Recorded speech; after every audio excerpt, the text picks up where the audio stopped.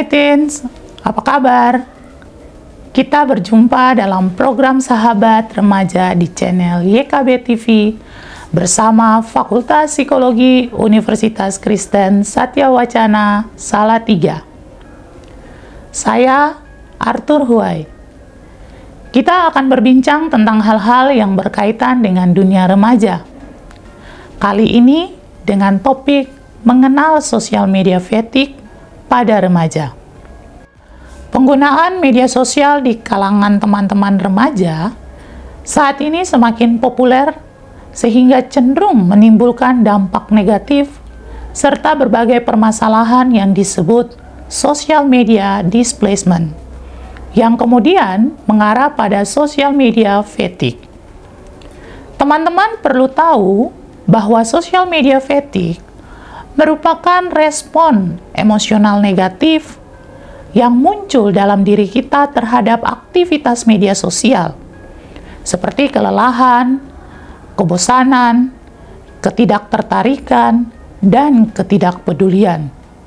Bahkan, sosial media fatigue digunakan untuk menggambarkan depresi, kelelahan, dan perasaan lainnya, termasuk rendahnya kemauan untuk berpartisipasi dalam media sosial.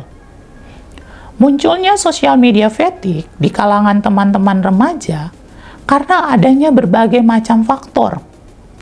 Salah satunya, kelebihan informasi yang diterima dari media sosial.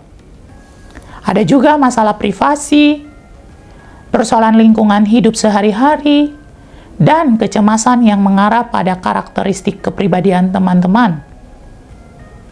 Maka dari itu, yuk kita kenali ciri-ciri sosial media fatigue yang mungkin saat ini teman-teman sedang alami. Pertama, ciri kognitifnya. Teman-teman mungkin merasa kewalahan dengan banyaknya pesan, dan karena itu tidak bisa mengalokasikan sumber daya kognitif yang cukup untuk memproses pesan-pesan tersebut. Kedua, ciri perilakunya. Teman-teman merasa kurang termotivasi untuk merekomendasikan akun media sosial kepada orang lain, dan teman-teman selalu lupa apa yang ingin dijelajahi atau telah dijelajahi saat berniat browsing di media sosial. Dan yang ketiga, berkaitan dengan ciri emosinya. Perlu diketahui bahwa seseorang dengan tingkat sosial media fatigue yang sangat tinggi cenderung mudah lelah, waspada, cemas, dan jengkel saat menggunakan sosial medianya. Coba teman-teman lakukan self-report. Apakah akhir-akhir ini teman-teman mengalami yang namanya sosial media fatigue? Terus, dampaknya apa untuk diri? Dampaknya biasanya itu, teman-teman akan susah fokus, susah konsentrasi, dan memori kerja maupun memori jangka panjang menjadi bermasalah. Teman-teman juga cenderung mengalami neurotik karena mudah marah, cemas, dan sensitif terhadap sesuatu. Selain itu, perilaku sehat lainnya seperti tidur dan makan akan menjadi lebih buruk. Bahkan, teman-teman bisa mengalami depresi berat loh, karena tidak mampu menilai sesuatu secara realita. Kalau begitu, apa dong yang harus dilakukan? Secara psikologi, ada beberapa cara yang bisa teman-teman lakukan. Pertama, teman-teman bisa mengatur kembali kalender aktivitas teman-teman. Kapan bermedia sosial dan kapan harus terkonek langsung dengan dunia nyata. Kedua, perbanyak melakukan perilaku hidup sehat supaya tubuh bisa bekerja sesuai dengan porsinya. Ketiga, lakukan batasan-batasan dalam melakukan sesuatu. Dalam hal ini, teman-teman lakukan yang namanya digital detox. Lihat, apakah teman-teman menggunakan media sosial sebagai skala prioritas untuk menunjang aktivitas belajar? Ataukah hal demikian hanya mempersulit keadaan tubuh teman-teman dan merusak kinerja maupun daya tahan tubuh teman-teman? Keempat, perbanyak lakukan rutinitas positif seperti yoga, atau meditasi sederhana untuk menghilangkan pikiran-pikiran dan perasaan-perasaan buruk akibat dari bermedia sosial. Nah, ada lagi nih teman-teman, tambahan ya dari beberapa riset.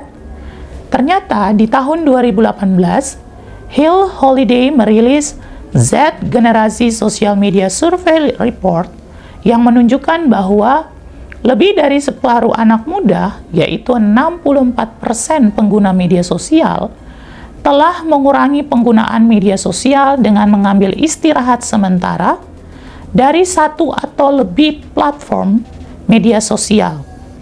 Dan 34% anak muda telah berhenti mengakses media sosial. Jadi, ada peluang untuk bisa mengatasi social media fatigue. Namun, jika teman-teman merasa sudah sangat berat dan tidak bisa menghadapi semuanya sendiri, jangan malu dan takut untuk berkonsultasi ke psikolog atau konselor di sekolah atau dokter atau tenaga profesional kesehatan jiwa. Sobat Remaja, sudah mendengar tadi penjelasan Pak Arthur Huai tentang ciri-ciri sosial media fatigue dan apa saja dampaknya untuk diri kita dan apa yang perlu kita lakukan ketika kita merasa sudah mengalami sosial media fatigue. Penting untuk Sobat Remaja perhatikan. Jika sudah merasa sangat berat, jangan malu ya untuk berkonsultasi pada tenaga profesional yang bisa menolongmu. Sobat Remaja, kita mau mendengar firman Tuhan yang tertulis dalam Amsal 25 ayat 28. Bagaikan kota yang roboh temboknya, demikianlah orang yang tak dapat mengendalikan diri. Jika Sobat Remaja tidak dapat mengendalikan waktu penggunaan media sosialmu, hidupmu tidak berjalan seimbang dan akan membawa ketidakseimbangan dalam hidupmu. Salam sehat dan semangat berproses ya teman-teman, untuk bisa bijak dalam bermedia sosial. Terima kasih telah bergabung dalam program Sahabat Remaja. Silakan like dan subscribe channel ini. Jangan lupa untuk share juga kepada sahabat remaja lainnya. Tuhan memberkati.